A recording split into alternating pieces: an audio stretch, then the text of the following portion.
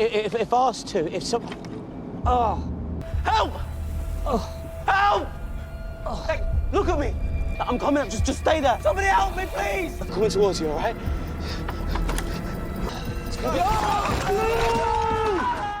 The story opens with a flashback to 1996, where a group of high school students perform a strange ritual in the woods. One boy sits tied to a chair as the others chant and dance around a blazing campfire. Cut to the present day, Maya Stern stands at her husband Joe Berketts' funeral. As the priest delivers his eulogy, she drifts into memory, recalling how they first met at a charity gala. Their connection was instant, and within months they were married, building what seemed like a perfect life together. At the reception, Maya notices Detective Kearse, invited by Joe's mother, Judith. 3 statements later, he's still no closer to finding Joe's killers, and Maya's frustration shows. Outside, she confronts her mother-in-law about the detective's presence, and Judith calmly replies, I wanted him to see who Joe was, that he was important. Maya agrees she's lost someone important, the love of her life, but Judith pointedly suggests she should seek help after losing both her sister and Joe.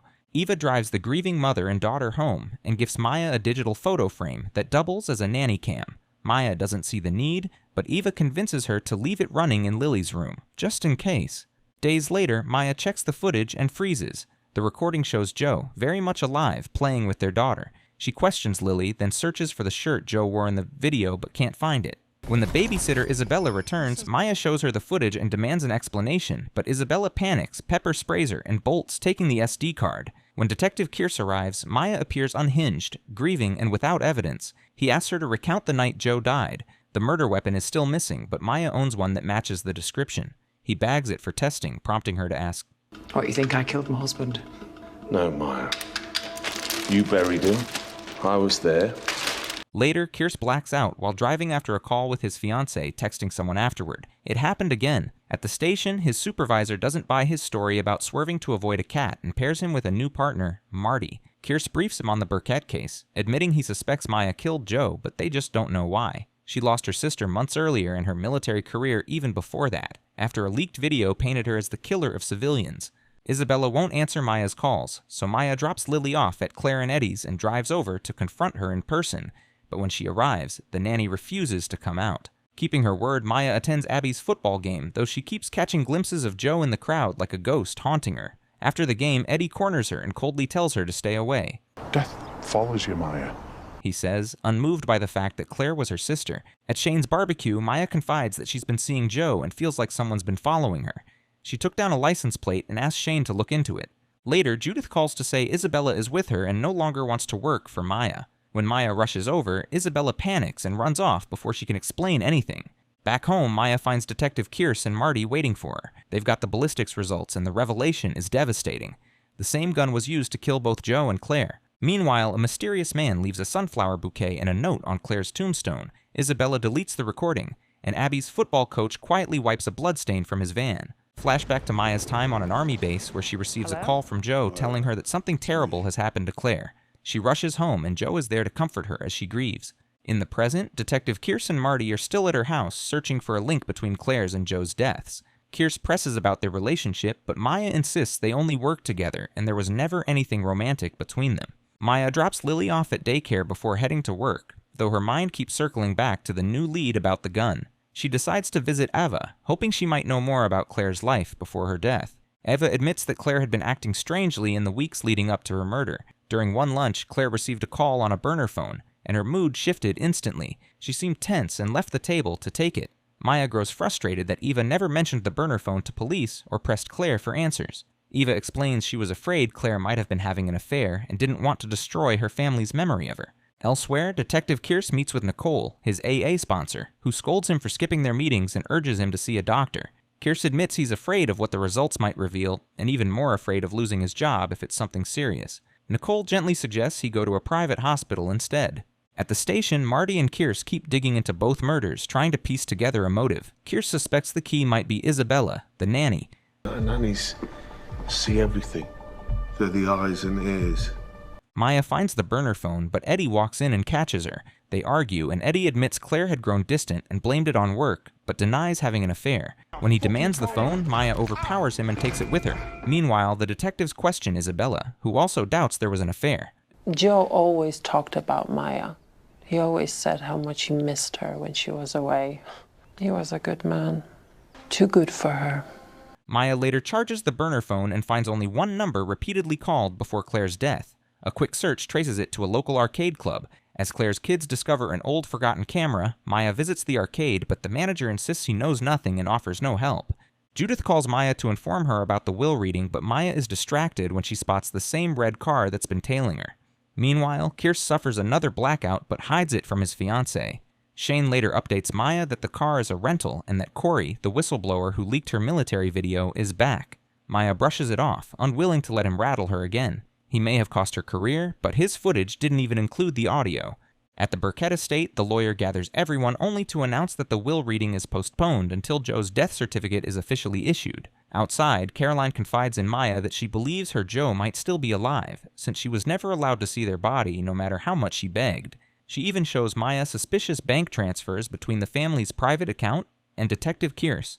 Elsewhere, Claire's kids develop the old camera film and are stunned to find a photo of their mother visibly pregnant from a time before Abby was even conceived. Maya confronts Judith and Neil about what Caroline told her, but the exchange quickly turns heated and she's told to leave the house.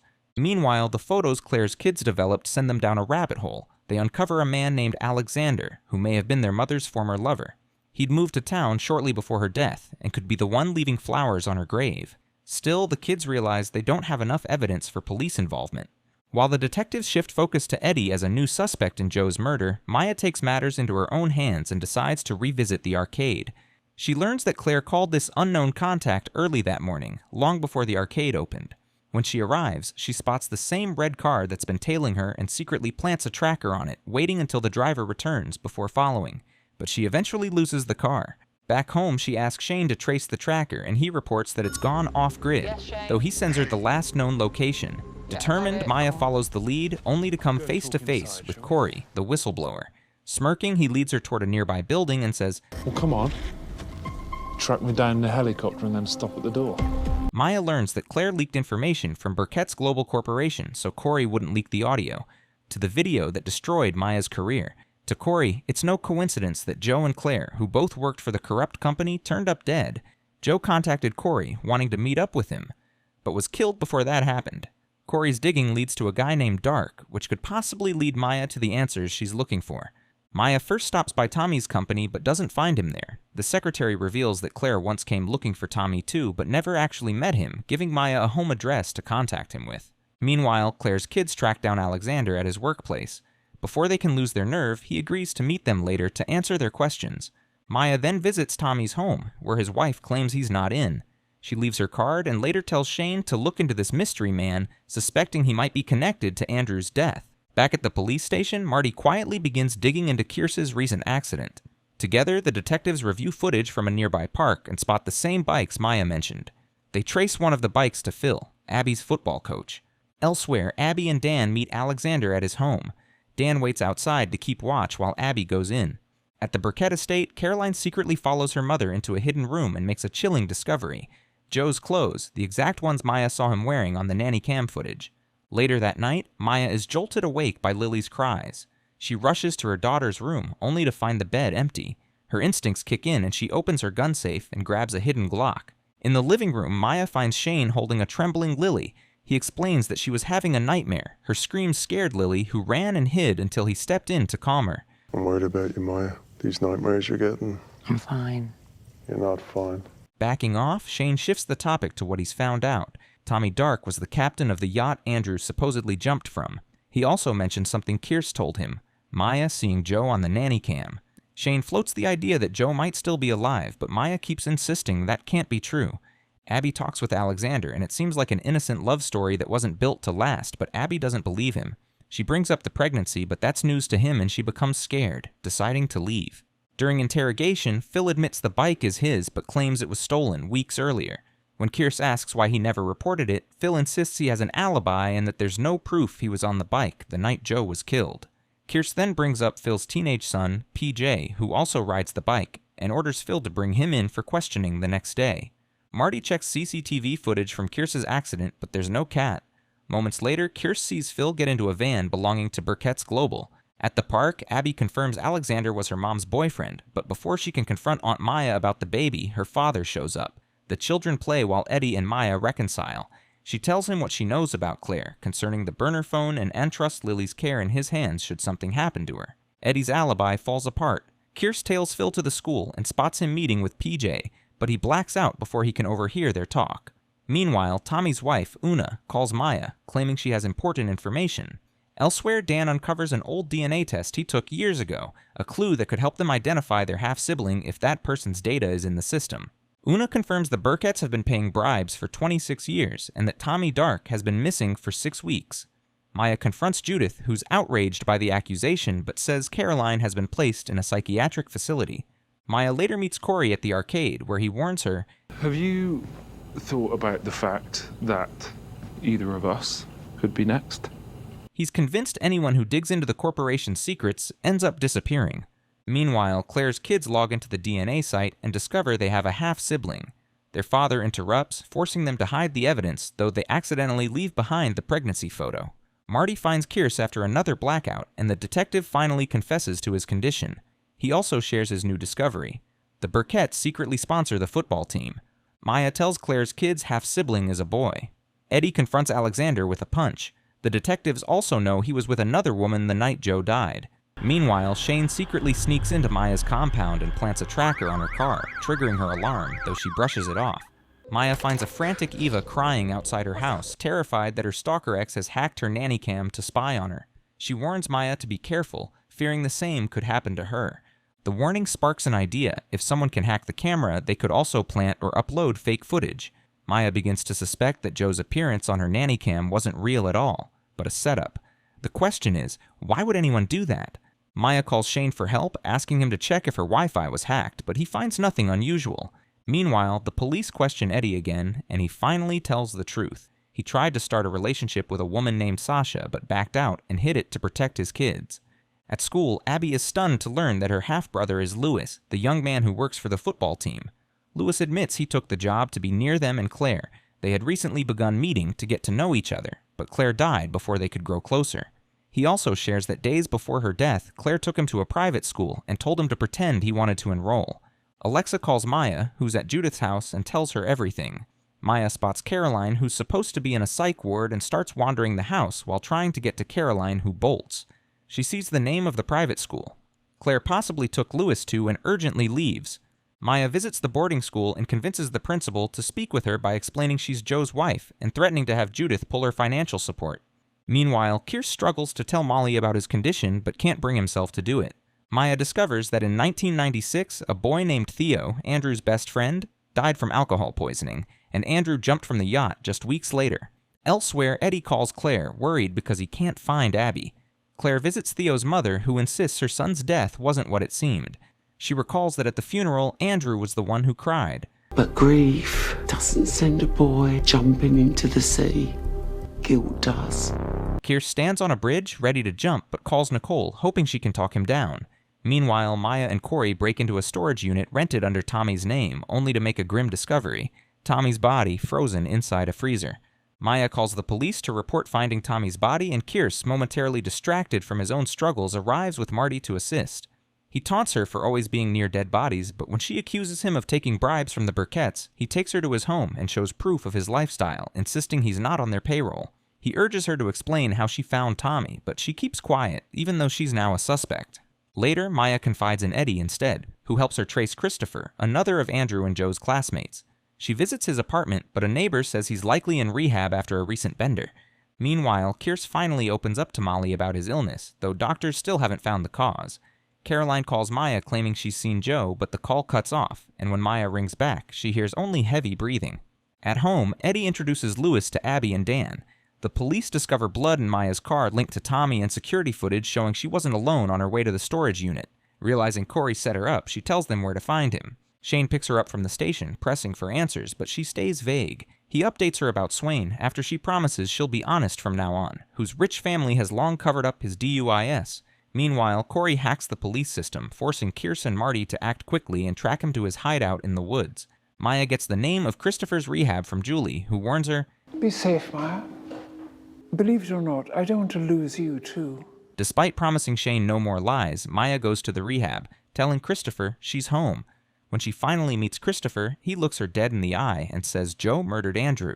Swain finally reveals how everything began after Theo Mora joined Franklin Biddle Academy. Theo was charming, athletic, and effortlessly popular, qualities that made Joe see him as a threat. On that tragic night, a group of boys, Andrew, Swain, and Joe among them, decided to pull a prank on Theo. They lured him out of his room for what started as harmless hazing, but it quickly spiraled out of control. Joe tied Theo to a chair and began forcing vodka down his throat through a funnel. The others tried to stop when Theo's legs began thrashing, but Joe kept pouring. Moments later, Theo was dead. Panicked, Joe swore the 4 boys to secrecy and left Theo's body behind. Weeks later, during a yacht trip, the guilt overwhelmed Andrew. He told Joe he wanted to confess, but Joe assured him everything would be fine. That night, Andrew went up to the deck while the others slept below. Joe followed him, and moments later, there was a splash. Andrew was gone. Swain admits he's lived with the guilt ever since, terrified to come forward. But with Joe now dead, he finally feels safe enough to tell the truth. Kearse gets to Corey's hideout first, but it seems deserted. Down in the tunnel, Corey attacks him and makes a run for it, but he trips and Kearse catches up to arrest him. Meanwhile, Shane calls Maya to tell her that the police have discovered he tested a bullet for her. But what shocks him most is that the same gun killed both Joe and Claire. Maya asks him to trust her and says she's on her way to his house. Once there, she opens up about the incident in the army that's haunted her ever since. During a mission, Maya had been ordered to hold her fire until positive identification was confirmed. But with her team already injured and an unknown van speeding toward them, she made a split-second decision. She cut off Shane's comms and launched a missile. The van exploded, killing innocent civilians inside. Maya admits she's lived with the guilt ever since, while Shane can only stare at her in disbelief. Maya put a tracker on Luca's car and gets an update that Corey is on the move, so she slips out of the house despite Shane's frustration. Corey agrees to talk to Kearse privately, and they move to an interrogation room where the cameras record video only, no audio. There, Corey reveals his investigation into Berketts Global and their defective pharmaceutical drugs. As he explains his findings, Kearse suddenly realizes the truth that those same drugs are behind his deteriorating condition and the hallucinations of Nicole. Back at his desk, Kearse speaks to Nicole's ghost, admitting he misses her and knows she isn't real. She was his late fiancée, a fellow officer killed in the line of duty. Meanwhile, Maya buys a new SIM card and burner phone, then calls Eddie to meet her. She asks him to pick up Lily from school, saying she has something important to take care of. When Eddie demands to know what's going on, she replies, You want to know who killed Claire? Then let me do what I need to do. The detectives get a tip on PJ's location and rush to find him before he escapes. But PJ spots them first and bolts, racing up to the rooftop. Despite his worsening condition, Kearse chases after him and corners him. PJ admits he was at the park, but insists he didn't kill Joe. He explains he was there with his friend Rambo to steal handbags and phones. Rambo saw who actually killed Joe and came running, and the two fled in panic. PJ crashed his bike during the escape and called his father, Phil, who told him to keep quiet about everything. As Kearse questions him, his dizziness worsens and he struggles to stay upright. PJ reaches out to steady him but loses his balance and falls, but he doesn't die. He's suspended from the police force afterwards. Maya catches Luca and Isabella with Joe's shirt in their car. Holding them at gunpoint, she demands answers until they confess that Judith paid them to fake the footage showing Joe. Her mother-in-law had been manipulating her, hoping Maya would eventually expose the truth about his death. Maya forces the couple into the trunk just as Shane arrives, saying Eddie sent him. Instead of going home, Kearse hunts down Rambo and corners him in a restroom. Rambo blurts out that he knows who killed Joe. Meanwhile, Maya finally confesses to Shane that she was the one who killed Joe. Maya tells Shane that Joe killed Claire after she uncovered the truth about him. Having suspected it for months, Maya had asked Shane to test a bullet, which confirmed Joe had used one of their guns to murder her sister. She then called Joe to meet her in the park, revealing she knew everything. Anticipating that he'd come armed, Maya swapped his deactivated Glock with the same gun he'd used to kill Claire. When Joe tried to shoot her, the gun jammed. After he mocked her, saying she'd never prove anything, Maya shot him twice, then staged the scene to look like a random attack and fired one final shot to make sure he was dead. Shane abandons Luca and Isabella on the roadside while Kearse calls Marty, asking him to run an ANPR on Maya's car. But Maya has switched cars with Eddie. After a frantic chase through town, they arrive at Lily's school only to find Eddie picking her up. He explains that his car has a tracker and is parked at Maya's house. Meanwhile, Maya recalls Joe using her car weeks earlier and realizes he likely used it to move Tommy's body to the storage unit.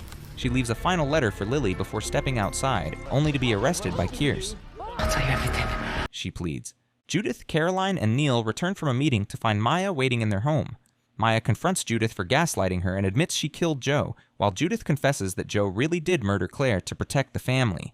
Judith insists they can pin everything on Joe and move on, but Maya refuses, saying it's far too late for that. Frustrated, Neil grabs a gun and declares they'll say Maya threatened them and he shot her in self-defense. He fires 3 times, killing her.